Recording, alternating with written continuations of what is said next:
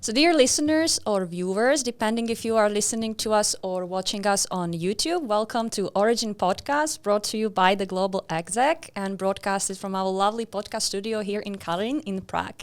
My name is Monika Kovačovská and I'm the head of the Global Exec, and I'm very excited to have such a great guest here with me today, which is Luboš Malý, who is an innovation director at the LEGO Group, entrepreneur and soon to be dad. Welcome, Luboš. Not dad. Let's call it father. But yes, you're right.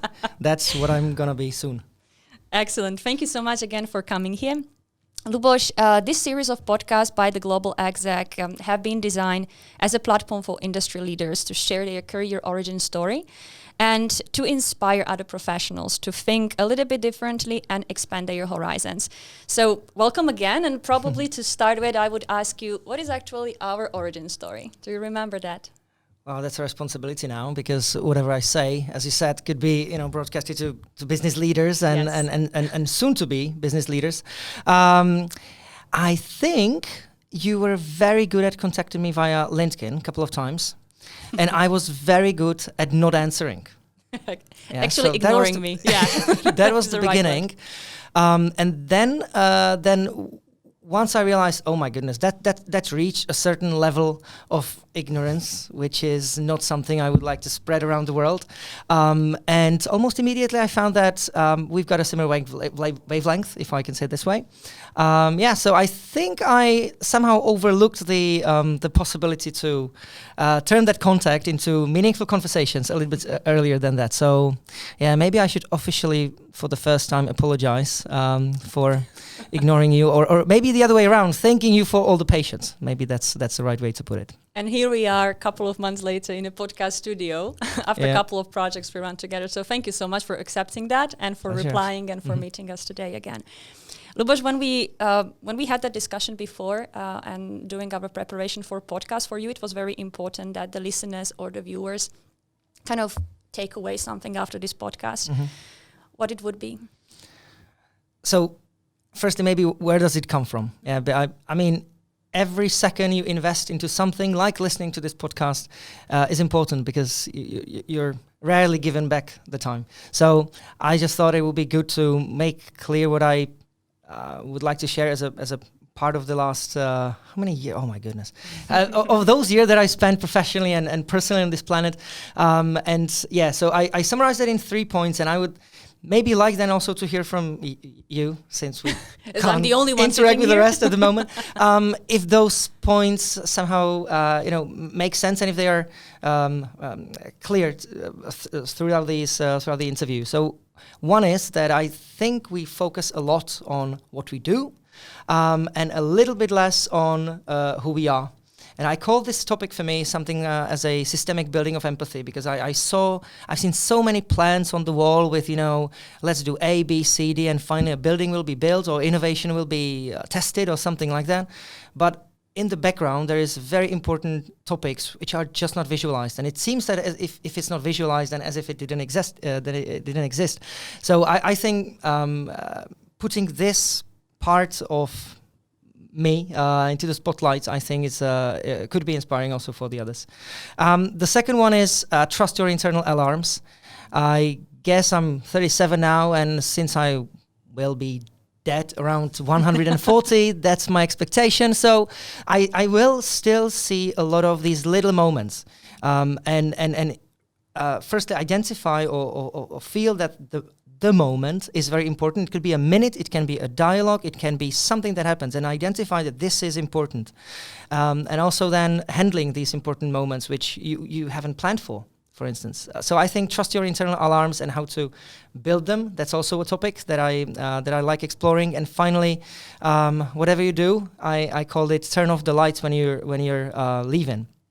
Meaning how to live in this complex world without leaving a mess behind you, no matter what it means. If it's a physical mess, that's something, but also if it's a psychological or relationship mess, then I don't think it is something that we can do at least better. So that's the third topic, and let's see if we cover the topics which would demonstrate what I mean by those. But if somebody thought that this will be a highly specialized topic about virtual reality or any exponential technology, I think that's important, but these are the three things that actually make the topics relevant or make the topics, fly. Absolutely. And I believe, as we had those discussions beforehand, and I know a little bit the background of your story, we are going to touch upon those elements definitely in the different parts of your life and the different stages of your life and your career. I believe that that definitely we will take some time and discuss those along the way.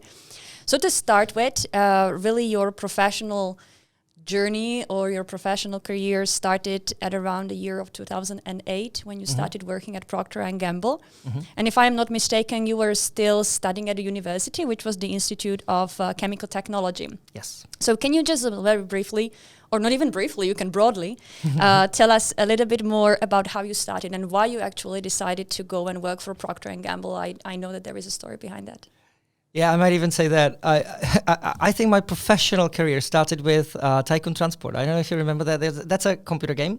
Okay. And I guess playing computer games tells a lot about what you like, how you perform, how you deliver results. And I love this Tycoon Transport. Basically, it's a game where you've got raw materials, you take coal and you build a railway, and you make it all the way to the power plant, and then you've got some farms, and you turn it into products and sell it in cities.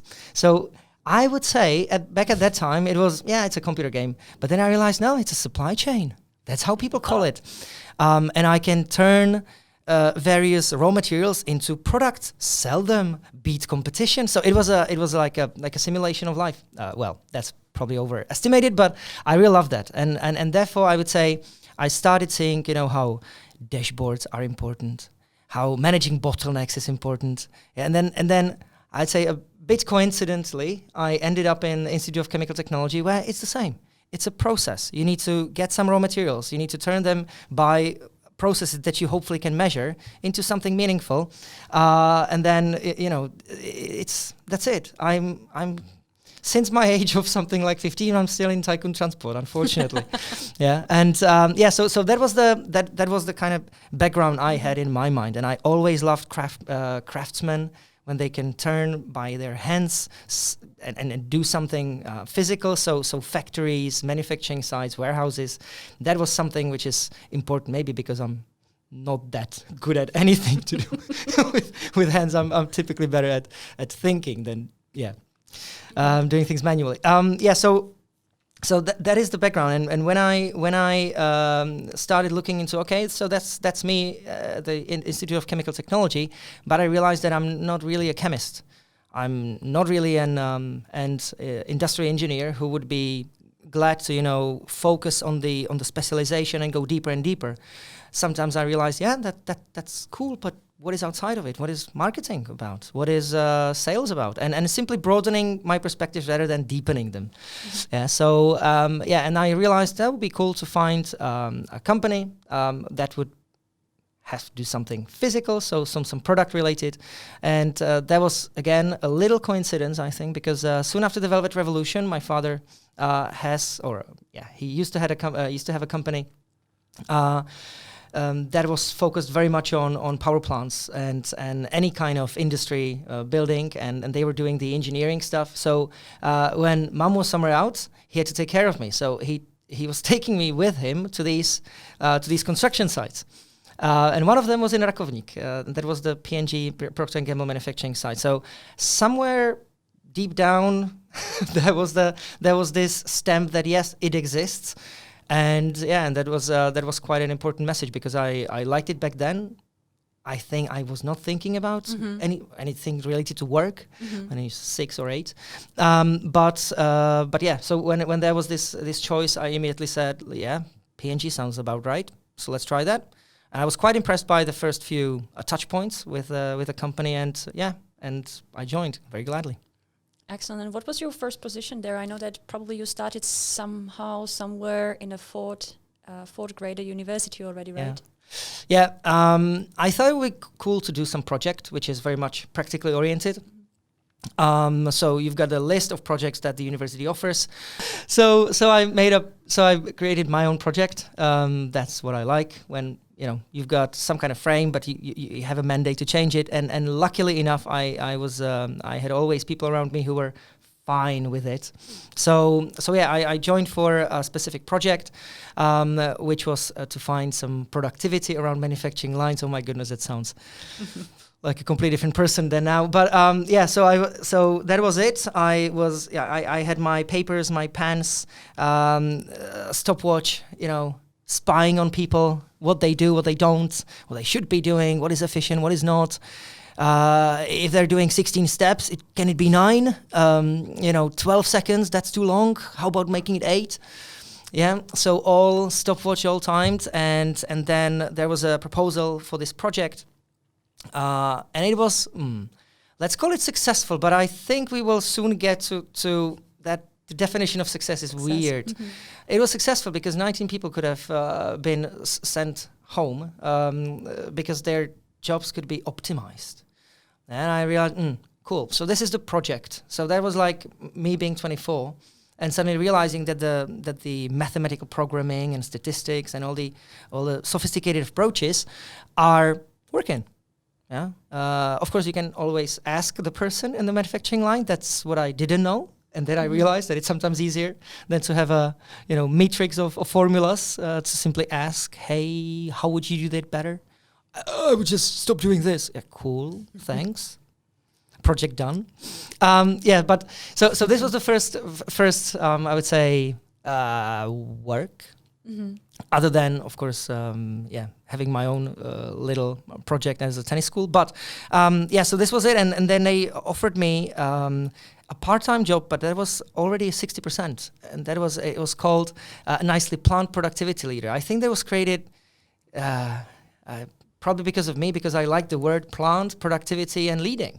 So you created that one for you? I don't know. I don't know. Of course, they wouldn't tell me. But it was perfect name at that particular moment of time with that particular mindset. I think it stuck nicely. So Excellent. That was the first one. Yeah. And I remember from our discussions, you said that cutting the jobs by 19 kind of had an impact on you and made you realize that, hey, it is not just the matrix, it's not just the graph, but actually there are people. So that we are going back to that empathy that you mentioned at the beginning. Yeah, and even not worse, but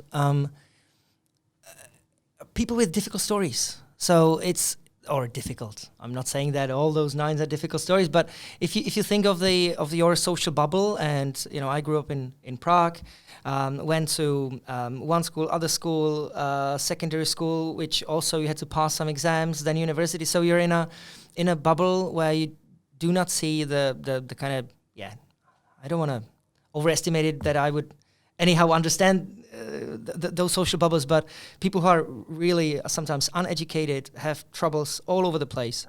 It's very difficult to get out of that. And suddenly you come with, as a smart person from a university and start telling them, if we do it this way, which is objectively better, then thanks for your help. And by the way, as a byproduct of this, you're losing the job. So that was quite tough. I don't know why, but it just felt unfair, maybe. But good thing was that I asked the question, that I didn't just let it like that. And with this level of unemployment rate and this kind of a company, I was at least assured that this is not going to happen and the people will find a new job. So I don't think it will be, important from the perspective of what actually happened or how I perceived it.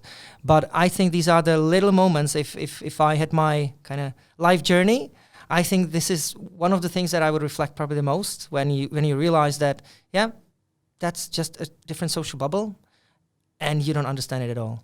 Mm-hmm. So it's more not about losing the job and then getting a different one, but more like, this is a whole new area that I haven't explored at all. So. And just correct me if I'm mistaken, but was your project implemented and those people actually did lose their job, or it was not implemented at all? I don't know if it's 19 in the end. Of course, I didn't follow up on that. But of course, these projects are real. So PNG works in a way that you, as a university kid, get a real project. You get a mandate. You have all the support needed. You have all the sponsors, mentors, all that stuff. But yes, you're responsible for making something real out of it. So so yeah, definitely it was implemented. Thank you. Yeah. And to continue at your career at the Procter & Gamble, and you mentioned that you were quite young. At your early 24 or 25 years old. And you became a regional trainer for EMEA region at Procter & Gamble. And basically that was the position that you started to travel the world, getting outside of Czech Republic, getting outside of Prague, and kind of starting to have these interactions on the international level. Mm-hmm. What was the impact on you? Arrogance first. Yeah, because then you've got the whole list of classes that you should attend at the university, and also other activities. And so, no, sorry, I need to travel to France to teach people, how to measure the number of steps around manufacturing lines. So I think that was, it's fair to say, I think I felt very important. Mm-hmm. So this something where you fly alone somewhere, then you rent a car, travel 300 kilometers in France, and you go back, and you have these stories which are way different to typical stories of people around 24, 25. So on one hand, you internally feel important, but externally you're weird.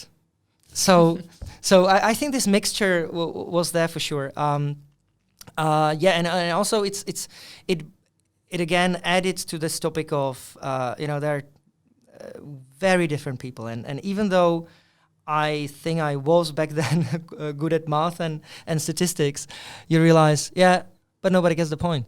I mean, if you calculate it yourself, if you come up with the optimum solution, and you start with, I will ask you a couple of questions, and in the end, there will be a number, there's no buy-in. So and it works differently in Rakovník in the Czech Republic, and it would be a very different topic in Morocco.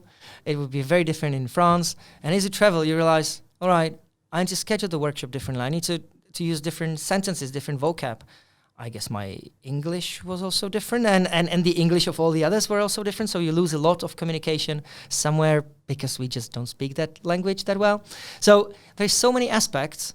So suddenly you realize, okay, so I am a regional trainer, but that's just a headline, because in order to be a regional trainer, it meant you need some functional skill. That's fine, but then understanding what to do, what not to do, how to speak, not to speak, what is a diplomacy that is needed. So all this kind of second, third layer, and always think around the corner. So the task was clear, always, but how to make it stick, and secondly, how to make it memorable. So that's when I started using the kind of analogy, and I don't think it was Facebook back then, says whatever we do, it has to be more interesting, and today I say it has to be more interesting than kittens on Facebook. Mm-hmm. Yeah, it's no matter what the project is called, it can be demand planning, it can be organizing an informal network. Getting things done is fine, but having the tone of voice ready, and making sure that people differentiate that project from something else and make it a meaningful experience. So that's probably where it started. I think it is very difficult for people when you get a task to deliver something, and you are representative of a huge company and corporations, and everything is very fast. And as you said, you are traveling from one place to another, from one country to another. Each country has its own language, its own culture.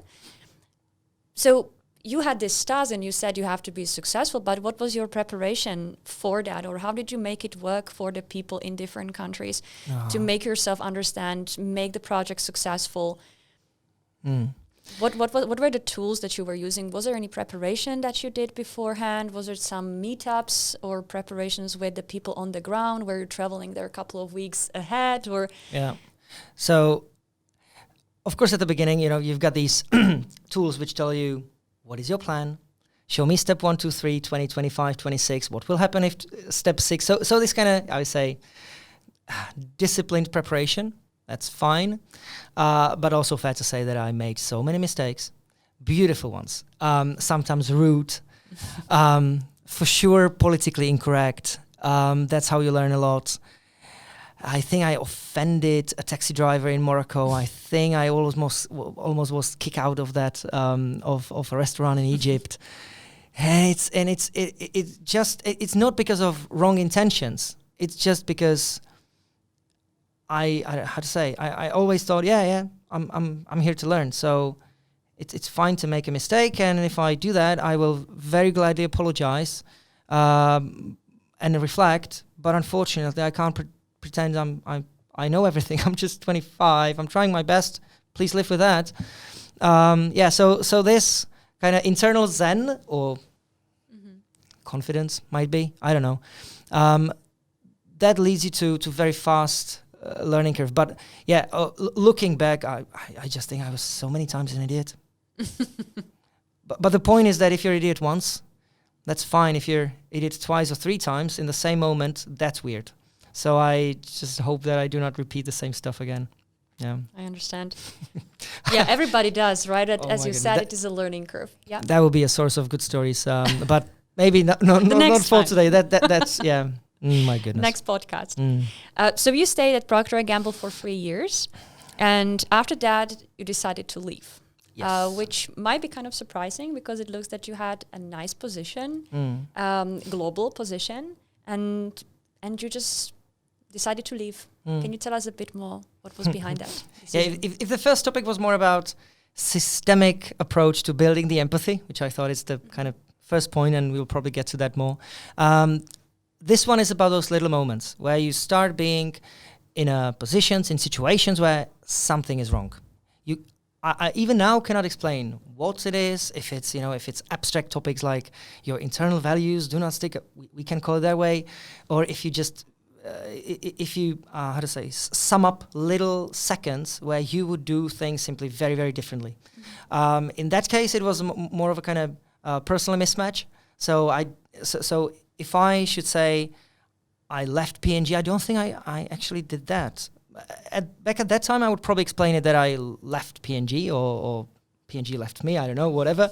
It's a mutual relationship, isn't it? But I think it was more on this level of, I don't think I can work with a particular people anymore, which is today I would say my range of people that I can work with, and I'm very glad, and we can cooperate, is way more diverse. So that's also the outcome of the kind of building the empathy and understanding various groups of people, that you do not see such an evil in them at first. But back then, I think my range was quite narrow. So I thought that particular conversations, particular tasks, and so on were simply out of that, which is fine. Everybody survives that. Everybody experiences that quite a lot. But at that time, that was the moment where I've got these kind of sets of invisible alarms above my head, and if one of them turns red, it's fine. If two of them turn red, it's fine. But all of them were red, and because of that, all that kind of importance or liking the company and my tasks, and I could really learn a lot, and there were fantastic people all around, except for a few, and I suddenly realized, nope, there is something I need to explore more. And I was so I asked myself, well, that there is also, I wrote it to one of my diaries, and for some reason I keep them. How should I trust these alarms? Because what if they're just wrong, and I'm inexperienced person who just freaks out because of whatever reason, and I got those, and I tried to analyze that. So I canceled a program for a couple of days, and I tried to say, what is this? What is going on? And I realized that alarm clock is definitely wrong. That I got in a situation where simply, I can't exchange my time for the work, which sounds analytical. So I tried to explore these alarm clocks, and I started trusting them. So somebody says, I've got a headache. Somebody says, I've got a weird feeling in my stomach. These kind of things. So I call it red alarm, and it had to be changed. And why I'm saying that, because if it is an interpersonal stuff, it should be able to solve. But the trouble is, when you look in your organization, who is successful in it, meaning traditional perception of success is being promoted, being taken as a role model. And if you realize that I had these red alarms connected to people who were successful, I'm like, that's a signal. If it was somebody who's taken not seriously, somebody who I say doesn't belong to that ecosystem, that's fine. But I had a trouble with somebody who naturally belonged to that ecosystem, and that was like, yeah, cool. Then the alarm is right. I can't be here because with this I should not be successful, whatever success means. Yeah. So that's probably the biggest. It sounds abstract, and I hope we will cut some of the bits and pieces out. But the point is that I made the decision. It was the right one. Mm-hmm. I don't think I left the company because it did so. We worked well together, and I cannot emphasize more how important, from my perspective, is to start in such a well-organized, systemic, big ecosystem with all the resources, with all the knowledge, with all the experts, and all that stuff. But at the same time, not underestimating these alarms above your head. And when we had that discussion briefly before our meeting, and we were talking about these alarms, and you said you have to be very sensitive and kind of expose yourself outside to your bubble so that your alarms do not get off and on all the time and basically react on every small change in the system or in your surroundings. So one of the advices that you gave to me was to expose myself from the outside of my bubble and get that exposure, so that I train my internal alarm, so that I can really pay attention when that alarm gets on, and that is the right moment when to pay attention to it. Yeah, that's the 50 Shades of Grey, isn't it? Where it can be set by design to white or black. So am I in PNG? Am I not? In the end, it is. But every day is a shade of grey, and you have these little alarms, sometimes green, sometimes red.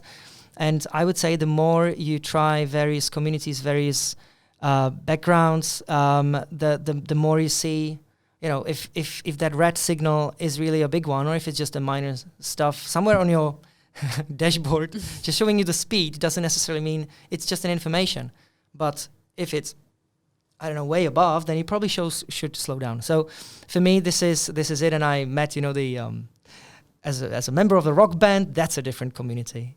You meet people in a concert halls, hard rock fans. Yeah, that's a different mentality to university kids in the Czech Republic, in US.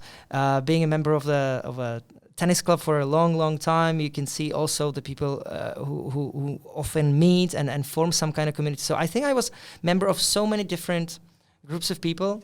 Then suddenly the alarms are really all shades of grey. Yeah, hopefully. And I hey, you guys, never fool me. But that's it. It's sometimes called intuition. Yes. But I think intuition is it's a discipline. You need to build it and sometimes have actions for, actually now I will invest my time into better intuition later on. It sounds weird, doesn't it? Because you typically would like to deliver some stuff. But that's my level of abstraction. I don't think I can explain it in better words. Yeah. I think you explained it quite well. Thank you so much. So if we carry on the discussion and take it to the next level, which is your time when you joined the Lego Group, which was basically the same year, if I'm not mistaken, the same year that you left the Procter & Gamble, you started at the Lego Group. So why Lego at that time, and what were the differences? The Lego Group is privately owned company, which Procter & Gamble is not. Were there differences in that case, in that area? Was it something that drew you to that business as well? So what do you think is important for a 26 years old or 27 when choosing the next company? That's definitely not what's the ownership structure? Would it be the salary? I don't know anything. And again, I remember everybody's got stories with Lego. So I didn't even know that it was present in the Czech Republic. And it had, it still has quite a big manufacturing site near to Prague. I'm like, really? I still have a couple of sets down there in the garage, and wow, that was again when my parents got back from some holiday. They always brought something like that, and it was quite precious, wasn't it? During the like before again Velvet Revolution and soon afterwards. So it was something. So again, this emotional attachment somehow was there. Mm. Yeah. So I think I tried like that was interesting. I tried like 5-6 various organizations or companies, and it wasn't a click. So you get there, you see, paper mill, why not?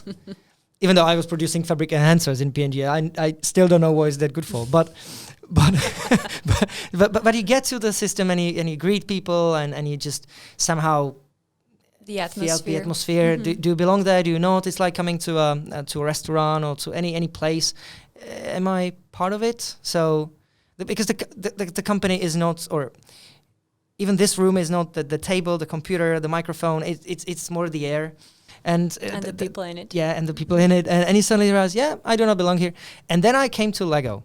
So my first meeting, unfortunately, I got this uncontrollable attack of laughter.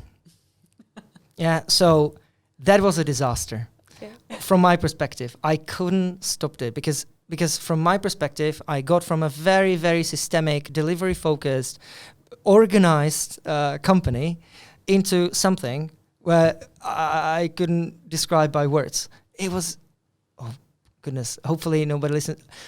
Hopefully somebody is listening. From my perspective, it was just chaos. It was absolutely brilliant. This is me. This is where I belong. That's my Tycoon transport.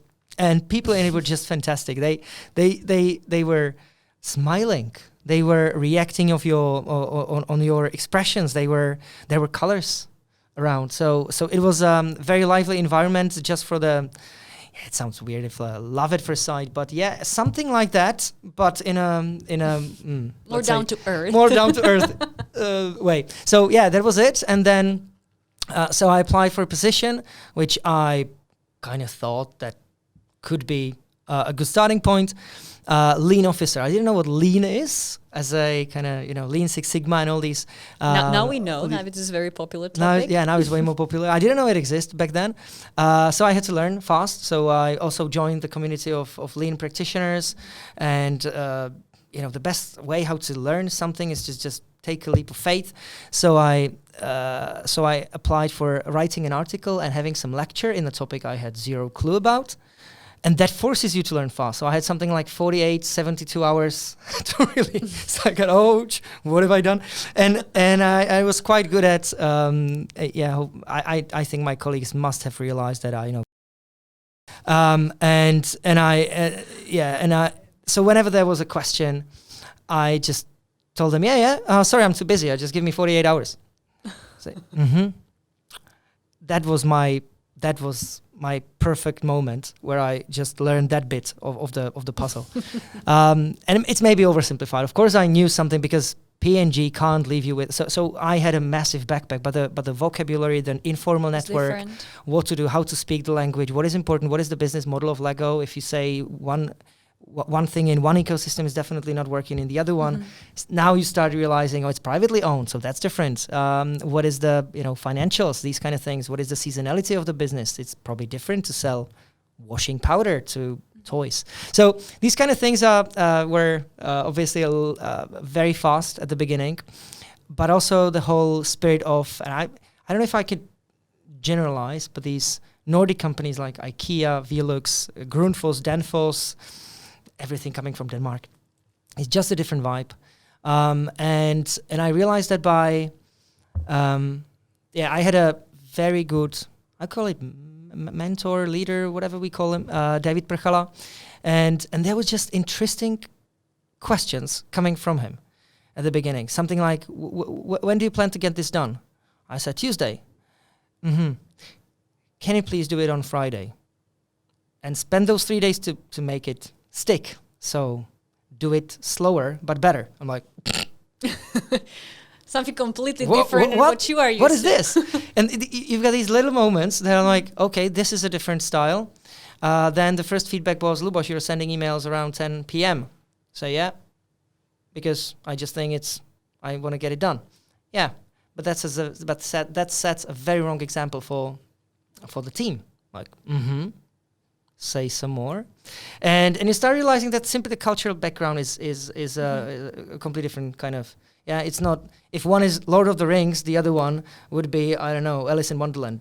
Completely different topic. Yeah. So that was it. I think I had to switch, and I loved that. So the point is that very soon after joining Lego, I think I realized, yeah, that's something I was not clear in articulation. But if I see the Lego values of fun, play, care, quality, that's something that I just had somewhere in my DNA. I think we get on with each other very well. And that was it. So I think you asked about the beginning, and I started talking a little bit broader. But the point is that I joined the position which made sense at the moment at that time, and I think I was quite good at kind of scaling it, and looking again around the corner, and trying to be from 5 steps behind into 5 steps ahead, as soon as I could. So yeah. And another point in your career was when you were moved to, or you decided to move, still within the Lego Group, to London for the 2 years. Can you talk a little bit more about that experience? I know that your position was LCI, Senior Manager. Yeah. So can you tell us what it actually means, and what were your responsibilities there, and how that actually had an impact on you? Yeah, so every company has its own language. Yeah, so the more abbreviations you generate, the better you are. Better it is. So this particular LCI, that meant Lego Continuous Improvement.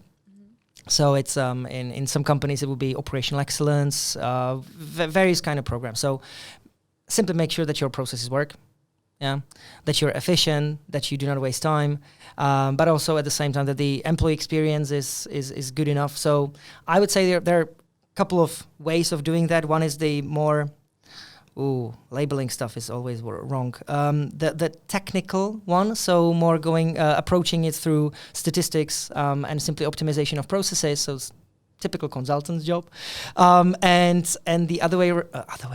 And the way we had at Lego was more, I would say, some kind of Japanese style. So more coming from the leadership perspective, be very disciplined about articulating what you've learned.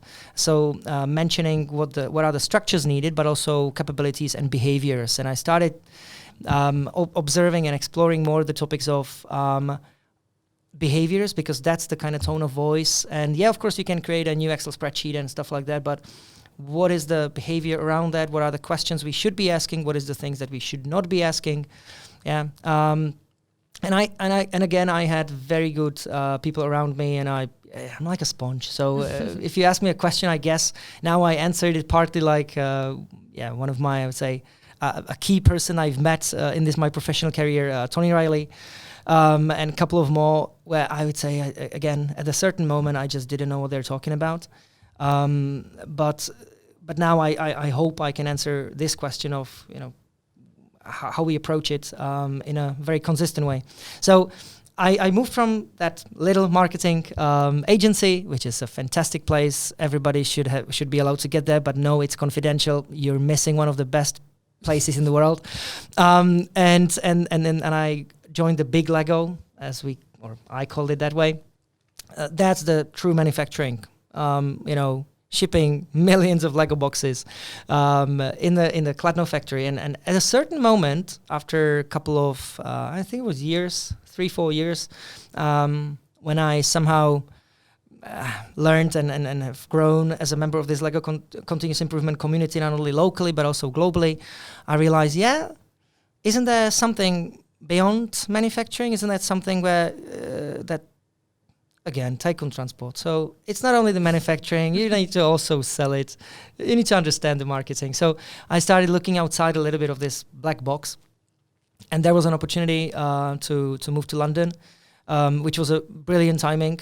So I think, again, I was lucky that it came at the right timing, where me and my back then girlfriend, nowadays wife, both were somewhat interesting in trying something, and both our companies had offices in London, also in other locations, but that was the kind of natural choice. So we moved to London. both as with these big corporates above us. So it was way easier, I would say, than for those who just say, "Yeah, I'm leaving." So yeah, that was the, I would say, beginning, and the role was again Lego continuous improvement, but we couldn't make the headline longer. So it was end-to-end strategic initiatives Lego continuous improvement senior manager. Wow. Yeah. Look at the business card. That was too small then.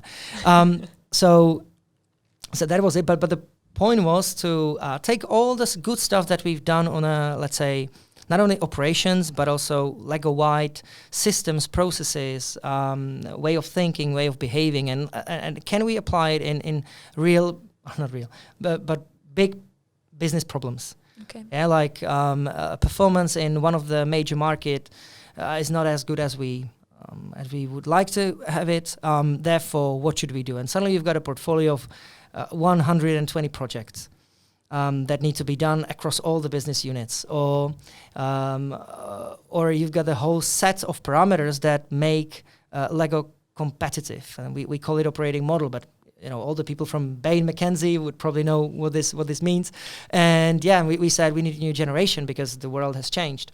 And suddenly you're thrown in the middle of these things. I'm like, yeah, that sounds different to measuring the number of steps of people in a shop floor. So, but I think that was the new, just how to say, a new part of my backpack to see that manufacturing and operations could be one cell in an Excel spreadsheet, which is quite bad, because if I said that I felt important back then, suddenly you realize that the whole factory is a cell in a spreadsheet. So that was quite sad, but it makes sense, because you suddenly realize that the ecosystem is way richer, that the expertise is that you need to make the product like Lego.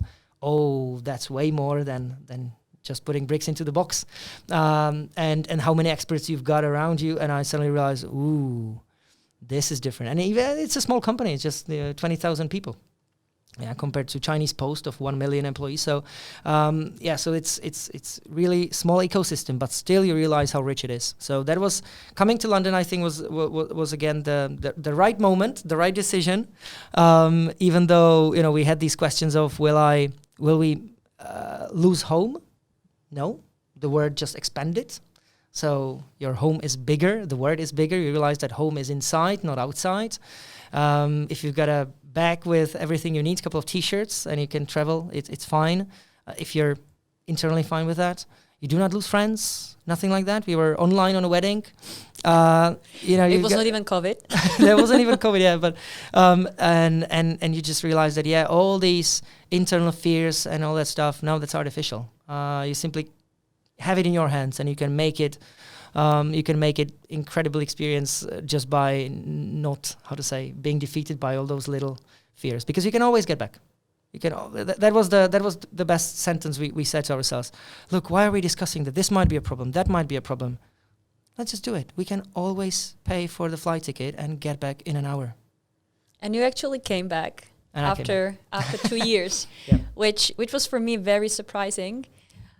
And it is really like my personal perspective that you would say, okay, I made it from Czech Republic to London.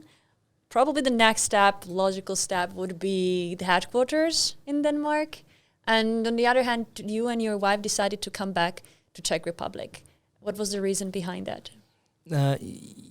So Lego's headquarters, you're right, it comes from Denmark, and it's a very important location. At the same time, it's somewhat decentralized. So you've got 5 what we call hubs. One of them is London, and a few more locations around the world. So it's a little decentralized. Now, you might have realized that I have a trouble with anything hierarchical. So if I say what should be the next step for me after London experience and strategic initiatives and looking around the whole business and trying to connect the dots, I was more in a camp of, okay, now I understand it to some extent. Should I start completely from scratch? Because the learning curve will start being slower and slower. You get better mandate, responsibilities. You need to kind of demonstrate the culture, the values, all that stuff. But ultimately, you get to roles which are,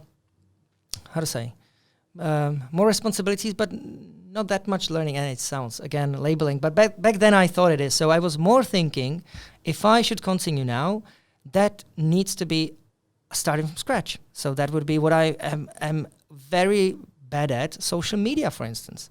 Lego games, something which is completely out again. To broaden the perspective and understand it. So it wasn't that unnatural, I would say, to say let's go again. And another word is back. Unfortunately, I realized that we never got back, because you leave as a person A, you experience something, and then then it's suddenly a new place. So of course you've got the kind of network behind, and friends and families and all that stuff, but I never considered it back. It was simply another decision. Step forward. Yeah. But going back to your question, sorry, I'm too talkative. The green tea is too strong. But so why? Let's accept that it's going back. So why we got back? Firstly, we knew that it's not forever. That we knew that the location was brilliant. Our work experience. Cool. The city is awesome. We got a couple of new friends, but at the same time, it's like, yeah, that's probably not where we would like to spend our lives. So 2.5 or 3 years is probably the right time. So that sounds like pragmatic decision, but also there was a trigger. And as I say, I like these moments where there is an opportunity that comes just at the right time, and I just think that we were not blind to it. So there was some kind of events in Lego, which led to quite a lot of changes, and I was offered if I could join a team that is very newly established. And back then, the agreement was just brilliant to me, because the lead of this organization, Jeroen van Wiesep, he said, "Look, I don't know exactly what it will look like. I don't know exactly what we will deliver." But we need more entrepreneurial spirit. We need more iterative ways of working. We need some internal diplomacy, and that's what I observed you're good at. I'm like, yes. So this is the position. It's somehow described, but if you can describe it better, I'm open to it. I'm like, oh, yes, yes, that's it. So it's so I turned the whole paper into that purpose of my role will be to accelerate technological innovation in Lego. And that was a sentence I was able to sign almost by blood. So I was like, yeah, technology is perfect. Accelerate something, awesome. Doing it across Lego, brilliant. And then I realized, yeah, how can I accelerate it most? It's to bringing the innovation down to earth, to people on the shop floor, to all the manufacturing sites. And logical step, what is the biggest manufacturing site? That's Kladno.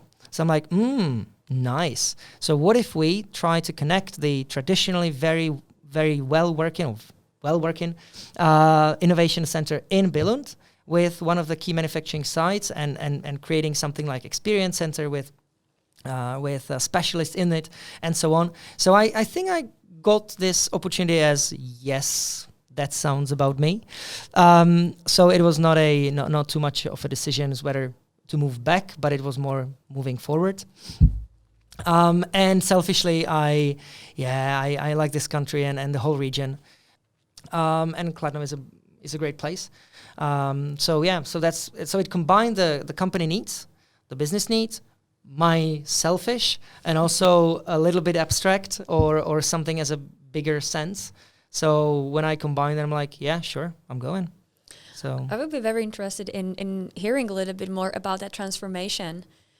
The completely new idea, nobody did it at Lego before. It was really starting from scratch here in Kladno. So can you tell us a little bit more about the transformation? How did land it with the people over here? What were your approaches or the tactics that you used? How long did it take to actually be successful? Yeah, so just to make clear that it will set the context. So the Innovation Center, or we call it Innovation Operations Unit, was 60 people. And out of them, let's say 7, 8 were located in the Czech Republic, few around the world, Munich, Nyíregyháza in Hungary, London, but majority of them was still in Billund. So just to make sure that it's like increasing the footprint, but not starting from scratch. Yeah, okay. But but the tone of voice has changed. So we realized that if we want to accelerate, we need to be way more open. We need to be transparent. We need to work more iteratively. And that's so those were more the changes. And if I should say so, I think there was a very diverse team of experienced professionals. I wouldn't say that any of them or any of us was a natural born innovator, but very well anchored in the organization with good network, understanding the language, but also having good ties to universities, to specialists. So I think it was a great move from that leader to kind of make this team. So I wouldn't say that. In other words, I think I supported the transition by all the ways of working, persuading people that it's good to communicate way earlier, test stuff, and simply be one of the coolest innovation centers in one of the coolest companies in the world. That's it. Do not seek any more magic. It's just it. Yeah. So at the moment, if we ask skilled technicians or real specialists in technology area, would you consider Lego? Probably they would say not so really. I would probably consider ABB, Siemens, technology companies, startups, all these kind of dynamic bits and pieces. And I'm like, yeah, why? We're doing so incredible things in that ecosystem, but everybody knows the product. But what is behind and what are the technologies that will one day manufacture toys of the future? Would you like to be part of that? Ooh, okay, that sounds differently. So I think we it was more like the internal marketing, really. So I don't even know if that answered the question, but I think this is the part of the transformation I was responsible for, together with all the others. So, and where does the Kladno plant stand today? So if you think of the whole life cycle of any innovation, you need somebody who's insane enough to turn an insight into the first solution. So the trend of young people not willing to do repetitive jobs, or that there is a trend in the society of customization. And as a person in product, you try some products, you test it with people out there and say, is it a good way? Yeah, maybe not. 1 out of 50 survives, and here we go. We've got that was a simplification, but you get the process. If it's in technology, you typically don't know who to ask. So it's like you need to somehow have a crystal ball of what the world will look like in 5-10 years, and you get information what people or kids would like to play with, what parents will be most likely glad about spending their money on. And say, so what can we do in the whole operations world? So this was supported and feasible from warehousing, predicting, from manufacturing. So you just try to put your bet in the best scenario on technologies that make sense. But creating or developing a technology typically is a longer life cycle. So you're not talking 2-3 months, it's typically 2-3 years. And therefore, Kladno was an incredibly important place, and still it is, because you take some of these early technological concepts typically developed with universities by nerds and very smart people over the world, together with suppliers. You take this very not reliable piece of equipment or algorithm to the real life. And you suddenly hear the people, this can't work, this won't work, and this is how you test it. So Kladno is, I would say, a sandbox or a playground, very close to the Czech Technical University, as one of the technology partners. And we've got another technological partners in Billund. So it's just the right place. If you think of that as a manufacturing site, you still can. But the point is that manufacturing today means also be ready for midterm and long-term stuff. So I'm quite glad that there is this kind of function of R&D that can turn these, early concepts into something scalable. And then there is a lot of engineers that can then implement it. And as I now mentioned, there is, it's a teamwork. To get a baby born, that needs typically 2. But to make the innovation be born, that typically takes a lot of various characters of people, various skills. And Kladno, I would say, takes 60-70% of that. And nowadays it's not only Kladno. Now we realize that we can also leverage other parts of the operations. But I mean, finding this ideal landscape and trying to persuade people that it makes sense, doing this here, doing this there, building the foundations, making sure that the language, the processes work, that you've got the people who can tell the story. So that's all the part of the transition. I have to say, I really like the fact that the Lego and the Lego group is very open to collaboration with the external partners and bringing the students, startups, or other companies on board in this early R&D. It's something that I believe really works for the companies who want to be at the forefront of the innovation. Maybe you can disclose, maybe not, but what do you see in the crystal ball for the kids for the future? What is the play going to look like? I like that you mentioned play, not toys. Because that's a typical kind of toy maker or toy industry. Forget it. It's the word play. And what is play good for? It's learning by doing. So if you do something, it can be digital, it can be physical, it can be virtual. It doesn't matter. Simply you try something in a safe environment. You build, you rebuild. You realize that everything is a building block, that things could be modular, that you do not need to understand the whole cycle. So I would say there still will be three groups of people: consumers, customers, shoppers, somebody who uses it, somebody who pays for that, somebody who offers it, but you might see some differences in it. So rather than what will change, because that will be probably from the product perspective, it will be definitely, better for people from the product innovation or marketing. I got the insights, but I just want to respect their specialization. But definitely, what will stay the same is that we still will be willing to play throughout your whole life.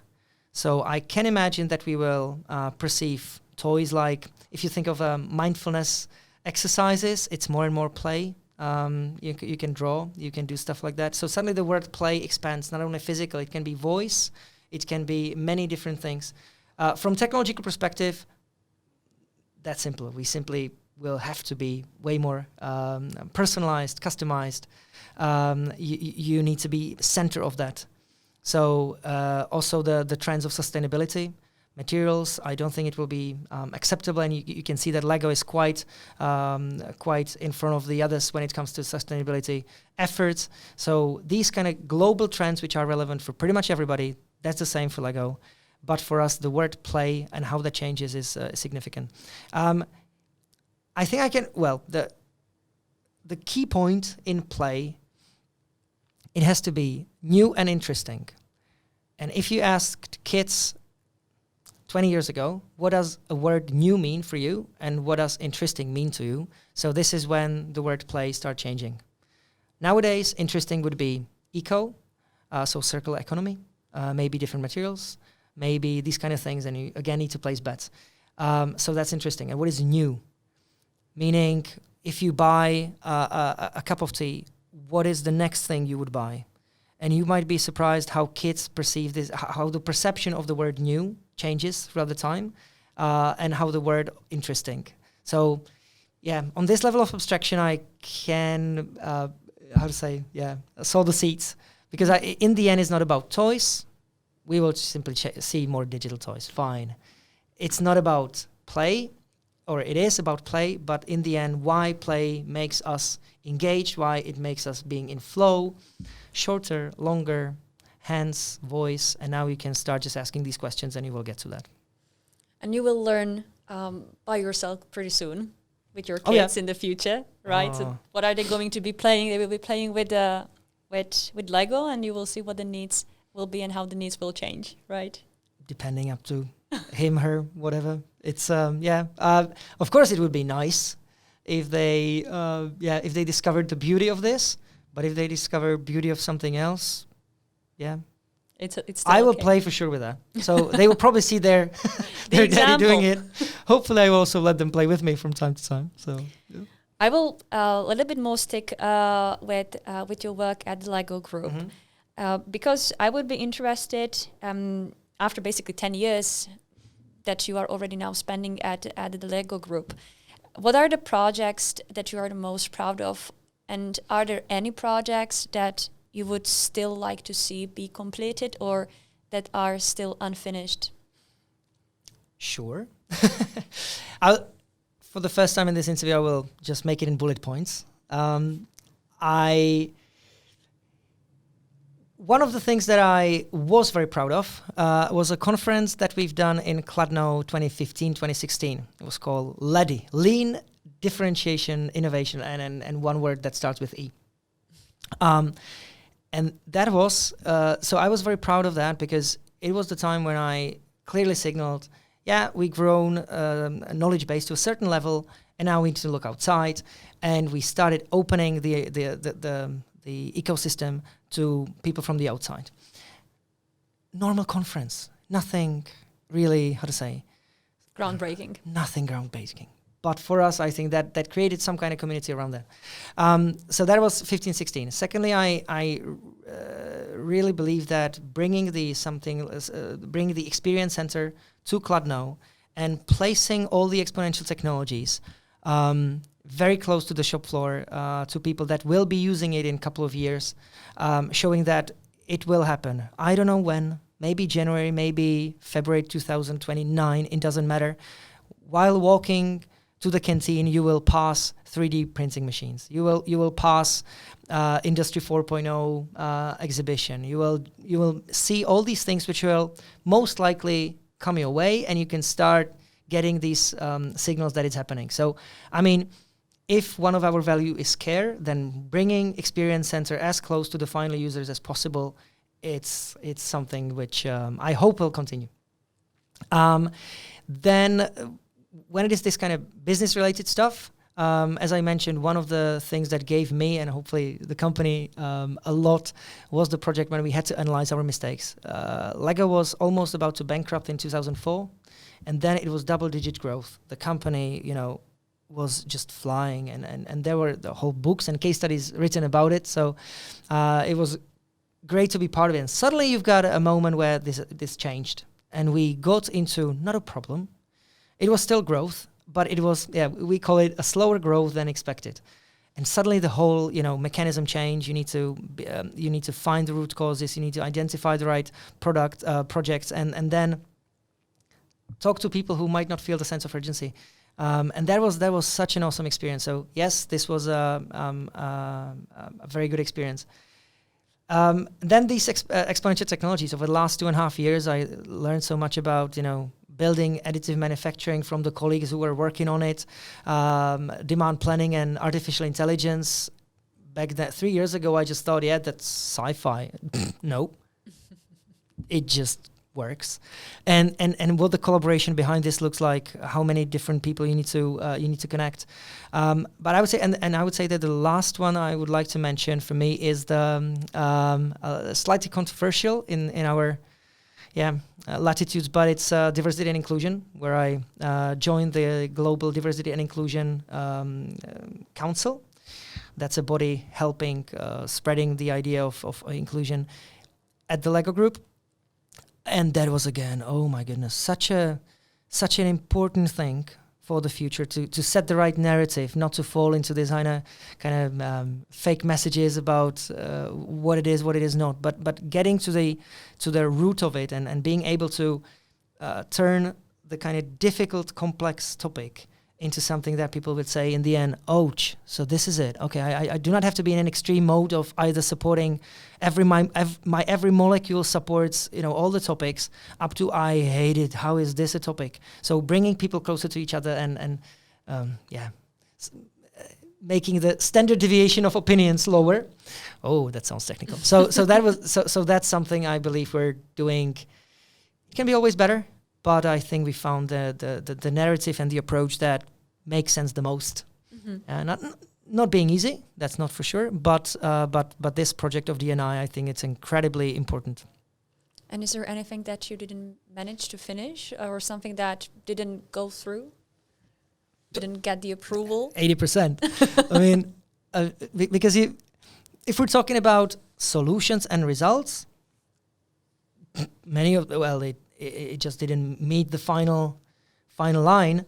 But if we're talking about the needs, so if we needed to be more transparent, we tried social media internally. We tried, freelancers for internal newsletters, and we tried many different things how to be transparent, open. And have we killed ideas on the way? Yes. So that's it. So many solutions didn't work, but the need was there. So it was always like just finding a new solution if the previous one is not 100% correct. So I mean this. So yes. I was more thinking about from our discussion. I don't know if you remember, but for me it was super interesting idea. Innovation leave. Do you remember that? Or innovation holidays? Oh yeah, this one. Oh yeah, that will stay for the next generations. It has to happen. When you think of what is the barrier, let me put it differently. I meet quite a few innovation leads around Czech Republic, Slovakia, and also other countries. And typical question is, how to make our company more innovative. Like, what do you mean? How to, inspire people more, how to energize them, motivate them. And I love when some of them, my friends from Red Button said, you can't make people more motivated or more energized. Just stop demotivating them. That will be enough. Say, yeah, cool. So what could be the motivation why you do not join innovation project? And I remember, again, a couple of these, I hopefully do not overemphasize these moments, but I remember I talked to a colleague of mine in the US when we were working on improvement of one of the key processes to be able to predict what demand will look like across the world.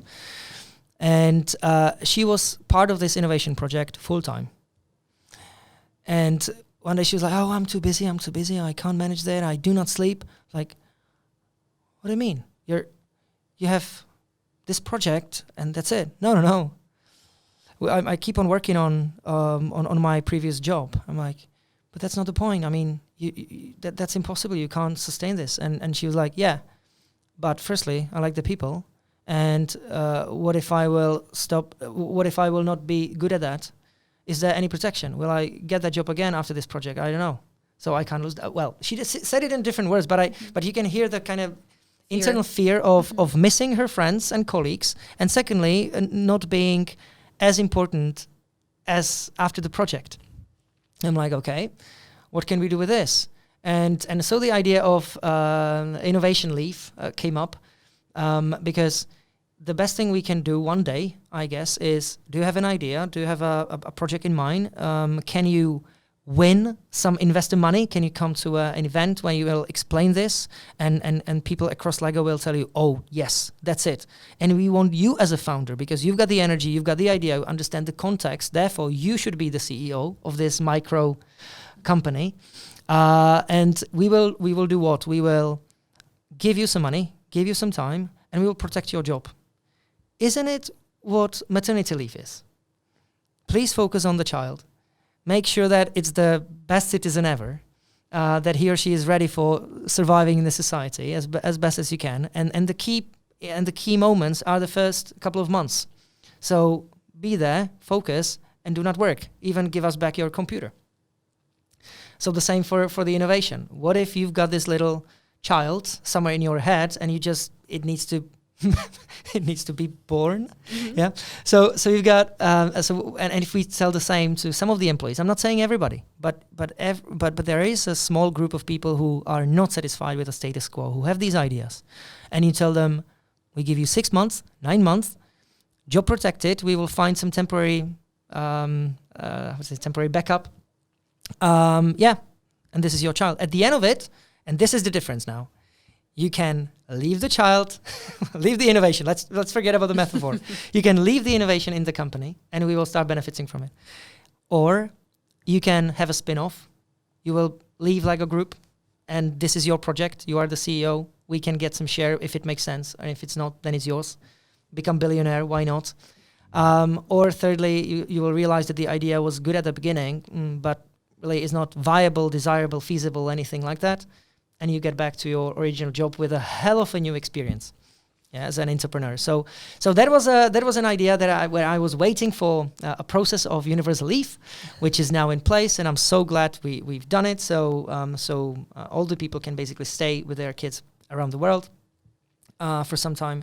And now, if I take the whole process, maybe I was just lazy. If I take the whole process and replace the word child by innovation project, you have the same. So, Lubos, on your LinkedIn profile, you say about yourself, I'm a network. This is a sentiment actually that is reflected in you founding or co-founding the Red Button.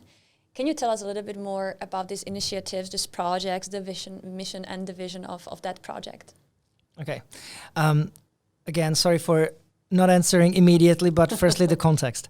So the first, my first me is really this kind of corporate person working in at the Lego Group and somehow innovating from smaller scale to bigger scale. And now with this process, which is very disciplined, you get also to moments where you say, oh, I got a brilliant idea. And I think it's really important for Lego, but it's maybe not the right timing or maybe not the right wording around the whole idea, maybe not the right scoping and all that stuff. And suddenly you hear, sorry, this is not a priority at the moment, which is a very well-meant sentence or the end of the process. But at the same time, it sounds to me like, as if somebody had a mandate to control what I will be spending my time and energy on. Unfortunately, I was given just one life. So if I got an idea, I don't feel there is anybody who could tell me, stop it. I say, no, that's an idea where I can learn a lot. So not doing it, it's kind of slowing me down, isn't it?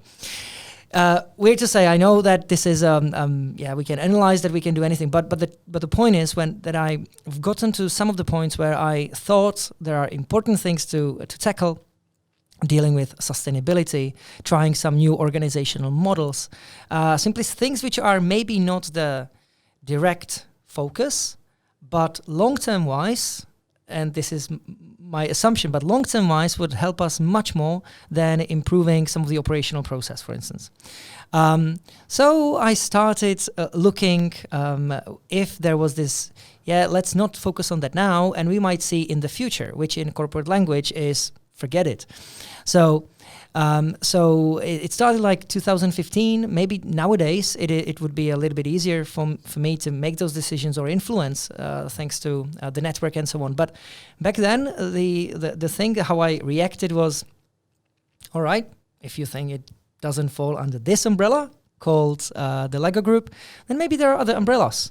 And so I started some of the initiatives, and one of them is Red Button. So this was a very long context, but I think it's important to understand, because we might be talking about other activities, but typically very much connected to each other. With for me, what is important to make us more human by exponential technologies, being way more sustainable, because I would like to keep this planet for a couple of decades more, and also finding organizational patterns or organizational setups which are way more respectful than saying that or placing another organizational setups on the palette that you can choose from. I'm not saying that hierarchy is wrong. I just think there could be other ways to do that. So that's why all my other activities are somehow connected around these topics. And you mentioned the Red Button. So yes, that's one of my passions. And the very simple thing is, how can we improve the society? We say we can improve the society by improving environment in companies. And in this particular network is the Czech and Slovakian one. So very much kind of focused locally, I would say. And the simple, if anybody asks me, what is the outcome if you say such abstract thing? I would say, ideally, there is nobody who comes back home angry from their work, because you somehow, I don't know, you as an employer, you borrow people in the morning, you pay the rent, and then you give them back in the evening or whatever time. And if you rent a bike, can you give it back messed up? You can, but it's not part of the deal. The part of the deal that during those 8 hours, I will do something meaningful. I will be in an environment that makes sense. I will cooperate with people who are not mean. I will have the right tools. So simply, be there as a human being. And I think it happens a lot, but there are a lot of spaces for improvement, I believe. So that's the kind of Red Button spirit, and you can achieve that by various things. So we say it's something like 120 people, out of which, let's say, 60 is more active. And it's very action-oriented because you can't make the change without action. So it's typically either commercial or pro bono activities, a lot of networking inside the group. So we based our organization on trust, very low hierarchy. So we need to create some mechanisms how to make a decision when you're 50 people and there is nobody to make the final one. So it's like, it's creating an ecosystem where ideally you can demonstrate the core values, which is you need to have some expertise. So be good at something. It can be soft skill, hard skill, whatever you mean. You need to be willing to share because it's an open ecosystem. So it's not like protecting yourself and be there. The more you share with others, the more you develop the others. That's your value. And finally, respect, which has two ways. One is that you can respect other experts, which is not always the case. If we can easily fight on Facebook whose book is better. But when you are able to respect that other experts will have slightly different approach, and you can find the synergies, that's awesome. And also that you are respected by the others for not only what you can do, but who you are as a person. And that's the ecosystem. So Red Button has a lot of various kind of products. And they pop up, they just fade away, and I'm a member of some of them, but it's probably easier then to take a look at or check out what Red Button is doing. But the point is that it can do anything. It's just the foundation and the ecosystem. And if some of the members will decide they will have a bakery, they do the best bakery. Yeah. What is next for Red Button? Do you have the tendency to go abroad or have that idea kind of something like impact hubs around the world? Not sure. The others, will decide. We would need to have a whole discussion and somehow find what is the outcome. But me personally, I would say no, because the idea is to improve the environment in Czech and Slovak companies. So how can that be scaled up? But I guess there are other either similar ecosystems or companies around the world that can just that live the same spirit or the same values. And in that case, I would say let's just join, and maybe one day there will be Red Button or whatever name will be in Germany, US, somewhere in Philippines, and we as people will could meet one day and share how we do that. Not to persuade each other that we do it better or worse. Just this is how we've done it. Like to take it? It's yours. It's open. If you're supporting the same same spirits, why not? Maybe it won't be Czech Republic, Slovakia. Maybe we'll go virtual, and then you do not have the borders, and you can stop pretending that there is a difference between states. Oh, anyways, that would be a different step. But so I don't think it should expand geographically. I think it should just become more known to people with the same spirit. Especially outside of the traditional places like Prague or the bigger cities. I think there are so many incredible innovators, entrepreneurs, owners, board members, managers, whoever, people out there that might feel that something is not the way they would like to, and maybe Red Button could be for them the ecosystem where they can, find their ikigai, if you know that concept. Yeah. So do commercially, non-commercially, but meet interesting people that are, you can skip so many steps. So it's like a shortcut. When you come to a place where you don't need to know the people, but you know that there is something in common, it just accelerates the collaboration. And the whole process. So, yeah. Another passion of yours is virtual reality, the AI and technology, right? Yes. Throughout the whole of your career. And recently, you started XR Leaders, which is another project, another company. Can you tell us a little bit more about that? So surprisingly, it's not a new company. It's Red Button. So it's a combination of three. So Futureport Prague by Martin Holečko, Happiness at Work, Michal Schreier, and me. And yeah, what can I say? It's definitely not the Lego group, but it's part of the Red Button. So it's like if you imagine Red Button as a network, this is one of the mushrooms that came out of the ground by the collaboration, by the trust, by all the networking stuff. So XR Leaders is probably my youngest child now. I think I mentioned that a slightly provocative sentence, and I was looking at your eyes if I see some reaction in it, because when I said I would like to become more human by using exponential technologies, like typically, what are you talking about? Using exponential technologies, it's typically for what? For greater productivity, greater customer experience, additive manufacturing, customization, artificial intelligence, replacing people, robotics, whatever. Yeah, so we've got all these blockchain, forget about authority. So there's always some kind of, for me, artificial reason. But to the next level, virtual reality for me is two things. One, this is the first world, virtual, but I call it world because we live in RR, we live in real reality. It's the same value as virtual reality. But in RR, you can't decide who you are. You will most likely look somehow, you will face some prejudices, you will have some prejudices, and that's it. You're born to a country, you were not asked why you do want to be born. And so on. So it's a great world with many barriers, borders, obstacles, and so on. Virtual reality offers something different. This is the first time when I can select who I want to be, and I can even change that day to day. So if I am in there and talk to a friend of mine, and I want to create the sense of informality, my avatar is a banana. Why not? Or a knight. Because we're talking, we're watching the sunset, and why should I be there as Luboš? But I can be Luboš if I want to. So, but also if I've got a broken leg and suddenly I lose all the team buildings because I can't travel with that young hipster team to a forest or countryside, that makes me feel isolated, doesn't it? Not anymore in VR. If your colleagues are all over the world, you can still meet for a virtual beer. You will take it with you physically, but there is no barrier, there is no border, there are no prejudices unless we create them.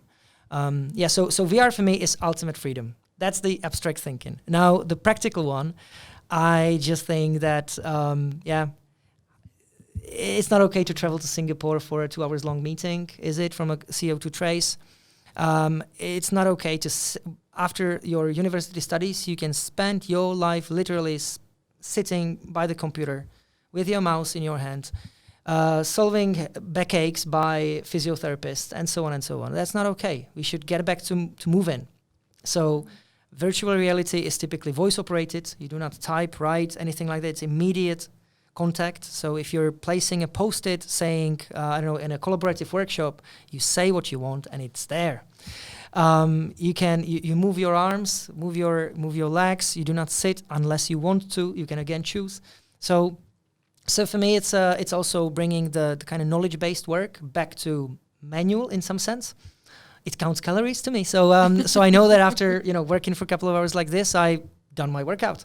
So there are practical reasons as well. But what I think there is a big difference between what is already possible, what is available, what is simple, here, ready, and what majority of people, even those who are close to that, what they think, or even what they use.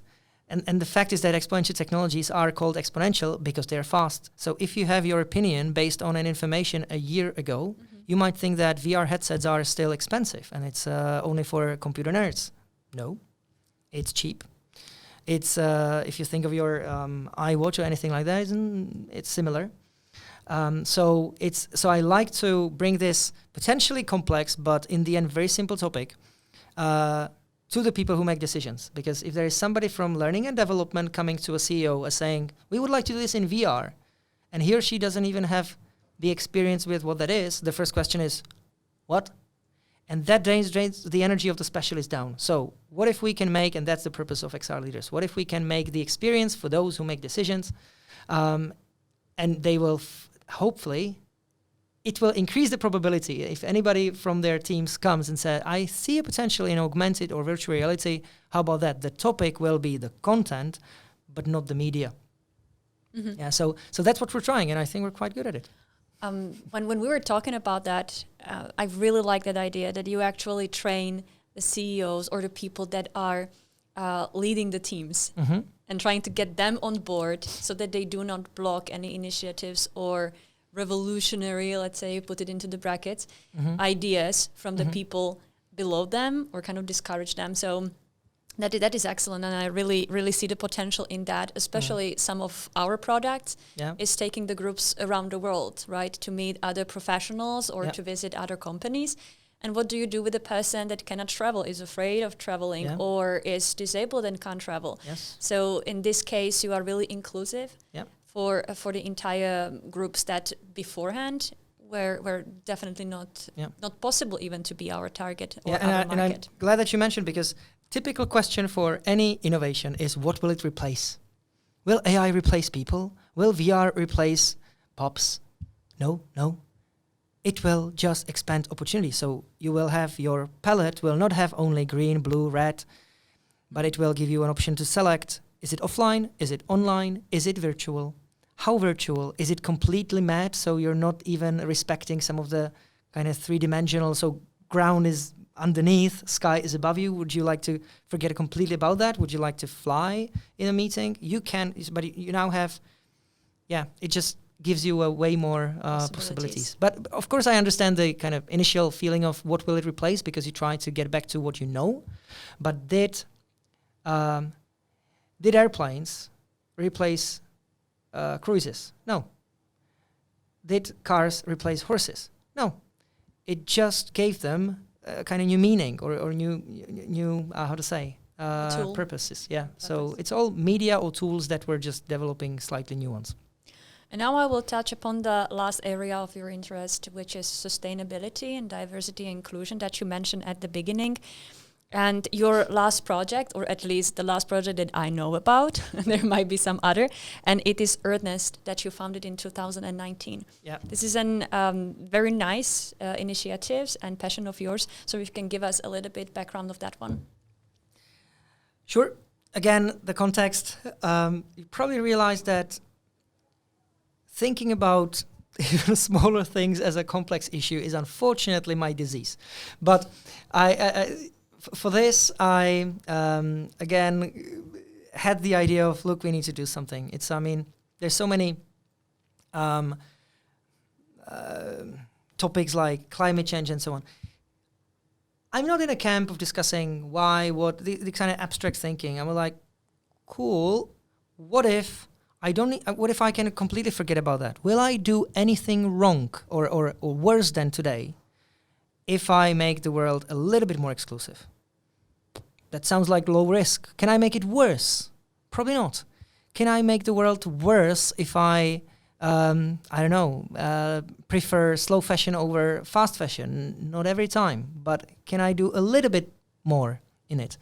And we realize there are so many things that are already ready, but still the kind of the narrative or the discussion is, do we need it? Is human responsible for the climate change? Yeah, let the others talk it through. Not interested, honestly, because there are so many good initiatives and startups. And if I'm fine with less wrong, if it's 2% better than the current situation, fine. I might not change the direction of Gulf Stream. Maybe that will need a bigger action. So maybe when I grow older, I will be able to make a bigger action. But at the moment, it's that I will maybe recycle some of the stuff. Or connect people who would like to recycle with those who already do it. So EarthNest is exactly that. We believe that there are quite a lot of people in the world that do cool stuff, which is less wrong. And therefore, if you somehow present it and make the shortcut to those who would like to live maybe a little more sustainable life with these, then it will work. So that's the context. And now, simply, EarthNest is here to connect these existing projects, products, services, companies with those who are interested in doing something a little bit less wrong than today. So we organize monthly events where a small group of people present what they're doing, and then we're asking those 10, 12, sometimes 20 others, and what are your tips and tricks? We give it always a topic which is connected to Sustainable Development Goals by the United Nations, so 17 areas that will make this planet inhabitable in a couple of decades. And we just say, look, there is a target or a goal number 12, whatever it is, and we've identified 2-3 people who are somehow supporting that, like zero waste, for instance. And then you invite people who are zero waste or are interested in that, but who is interested in zero waste? Typically people who already live it. So it's not like from 0 out of 10 points of knowledge, but it's typically people who are already 4 out of 10, maybe 6. So they join somebody who's 8 out of 10, and therefore you can take everybody as a speaker. So we asked them, so if you heard this solution, what is it that you're doing? When you're opening your wallet, what are you paying for differently? So what are the product, services, companies that you prefer or that you would recommend? Support. And that's the whole point. Suddenly you have tens, hundreds, later on thousands of these, and we call it a nest, so EarthNest. So the nest is this little group. We have one in Prague, and we're in negotiations with how to expand it. One day there will be nests in Boston, Wellington, all over the world, when people and we will say, as a global society, this week is about zero waste, and all these nests will meet. They will say, we've got a tip. There is a company doing this. There is a company doing that. And I don't believe you. I trust you. And we will have suddenly thousands of these recommendations. And hopefully Amazon and these guys will take it and say, we're delisting something else because this is what people trust makes sense for the whole planet. So, yeah, probability is low. You but are on the mission. yeah, it's a mission. And again, I'm as a member of innovation operations. Of course, this is not a topic or it is, but there are people who deal with sustainability, who deal at the Lego Group with circular economy, with materials. So there are priorities set for that particular company. So I again was in a situation: should I invest the time more? That would be just confusing. So let's find another umbrella, and that was and do the spin-off. And it's also cool to work with those people in there. So. Yeah, absolutely. Well, the two words that really resonate with me throughout the whole conversation is really the network, one of that, and connection and sharing best practices, which basically go throughout the whole your professional career or personal career as well. You didn't want me to mention the word successful, but I would anyhow, because from my perspective, your career or what you have been through so far is successful in my point of view and from my perspective. And and I was wondering if there is any tip or any secret behind that is it your personality to be a little bit of a rebel? Is it something that you have slight issues with hierarchies and with or you are always doing your stuff? Like if there is not a platform for you, you create that. If you want something, there is not that position. It seems to me that you created that. So is there any kind of secret ingredient of how you managed to get where you are today? Let's start with the word success. I knew it. Yeah. We somehow inherited. I don't know where that originated, but we somehow inherited that successful means what? Rich, high in their hierarchy, have a mandate to say, or have a greater mandate to influence lives of the others, maybe something like that. So, yes, it's one way of doing it, and I hope we will have a chance to also decide and that is not just the one definition, because if your KPI is, for instance, if I was in Greece and my KPI is how big the family is. Look, I'm 37 and I will have a first son in a few weeks. That would be for somebody a true failure. Yeah, because that's their KPI, and I would respect it. For me, no, that came in the right timing. Because based on my decisions, I defined my success as freedom, so and ability to choose. So that's for me important. When you mention, for instance, what is your next career goal? If my KPI is to be richer and more influential, yes, my natural next career goal would be to move to Denmark or anything like that. But my KPI is to have the freedom, and that's for me the broader scope, and trying something here, something there. Of course, spending the time on projects outside of a corporate, let's now move outside of Lego Group, can be weird, can make people around you confused. Are you still in our tribe? Are you still ours, or are you elsewhere? Yes, I am. And I also play tennis. Are you scared about me playing tennis? No? Cool. Then don't be scared about me working on something else outside. So this freedom for me is the KPI. So if I am successful, from my perspective, vary, because I think I'm quite free internally and have in every moment great variety of choices. And at the same time, am I successful in increasing the number of choices for the others? I could do more, definitely. Maybe I do a little bit, but yeah, can it be, for instance, in the diversity and inclusion mode? Definitely. Can it be more sustainable? Wow, yes, in a couple of years. So I am, in my eyes, successful in my internal freedom.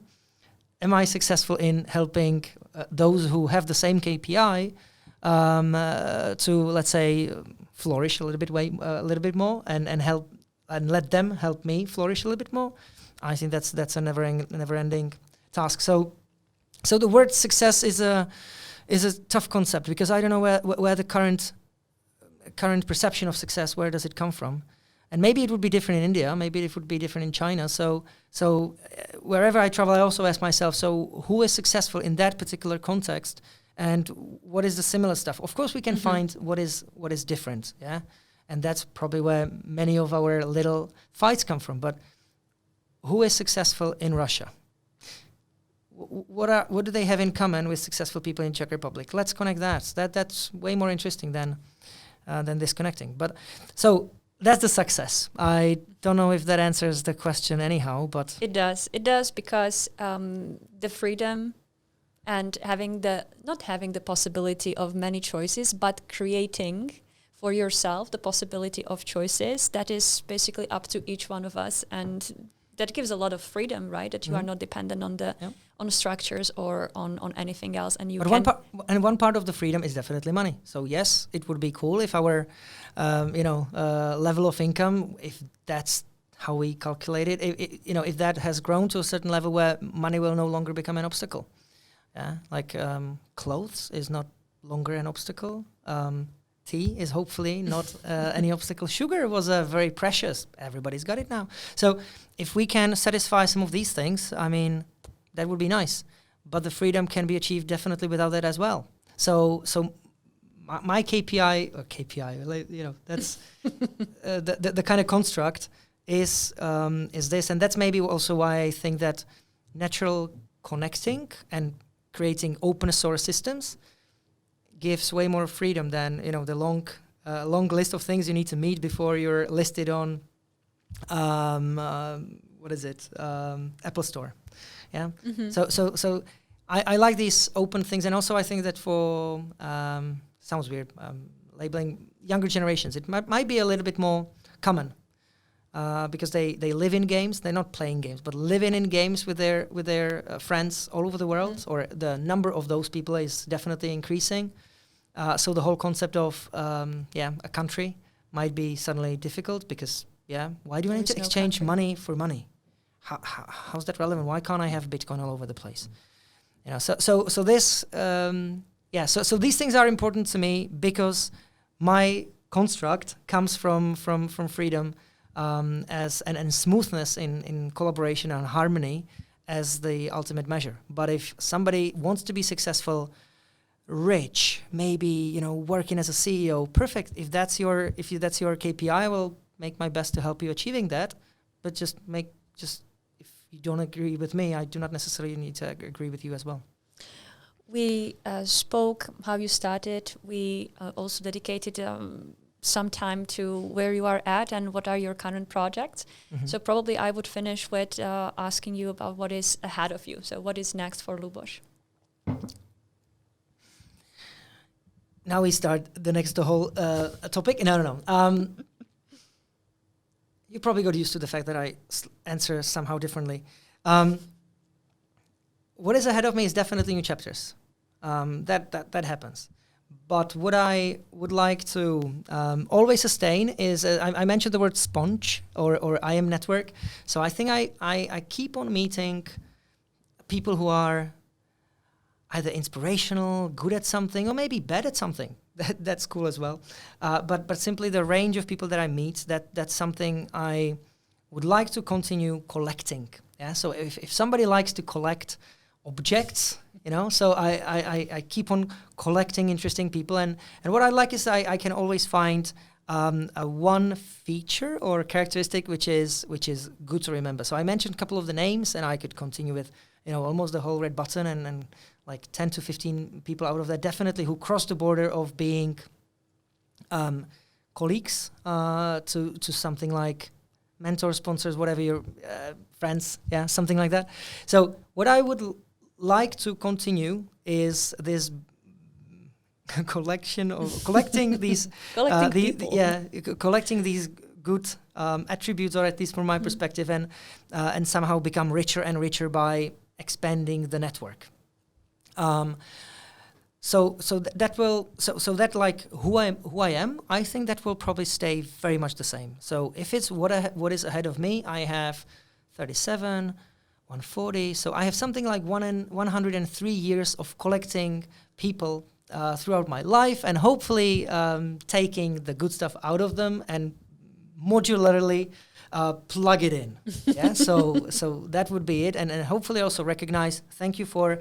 I need to unplug this, and plug something else in. So that will probably stay the same. I guess being a father will be definitely a change, and so that's definitely a new chapter, and in the kind of so that's the who am I. I think that's way more important than what I work on. So then Red Button or any kind of network like that will have the next chapters where we're getting after 5 years to Vision 2.0. So changing this into even better working mechanism. So that's something that is ahead of me for the upcoming, a year. So that's a short term. EarthNest, we will have a fantastic, stressful 2 months from October the 15th to December the 15th with 15 events where we will collect these tips and tricks all around the world. We will just test if the idea of collecting the same weirdos around the world is viable. So that is ahead. I'm sure XR leaders, now we got the chance to, we were asked if we can do the experience of VR around the world. I said yes, but unfortunately I didn't realize that it doesn't make any sense to ship a VR headset to US or Australia, so we need to find local partners. Maybe we can create a local supply chain for VR headset before their natural equipment we've got on our tables. So that's, again, kind of short term. What I know will end for now, at least, is my role or positions at the Lego Group. So that will terminate on July the 31st. With all that backpack of knowledge, stuff that I've learned, and all the people that I sponged somehow. As I still meet people from PNG, I think now there will be a period where I will probably focus more on family, on kind of this idea of parental leave. So I just hope that I will have the time, at least 50%, with my family at least a couple of months. I will focus on the entrepreneurial activities, and hopefully I will still have my radar on. And if there is an idea, which typically come every other day, what to do next, that it will send me red signals, like to say no to something, but also some green signals, and I will not miss these opportunities. So that is me ahead, but still the same Luboš. I hope I will not become lame and rigid. Yeah, and lying stuff 8 like that. hours in front of Netflix. Yes, that would be tough for me, but But I appreciate that you just keep returning back to the main takeaways that you mentioned at the beginning. The alarms or the red flags were mentioned several times. The systematic building of empathy was mentioned several times. And the last one that you mentioned was to turn off the lights when you leave. Yeah. Are there any lights that you would like to turn off? Ideally, I would like never to leave any stuff, because I start working on things that I like, so why would I leave them? But the point is that if you say a freedom is the KPI, then leaving it is a natural part of that.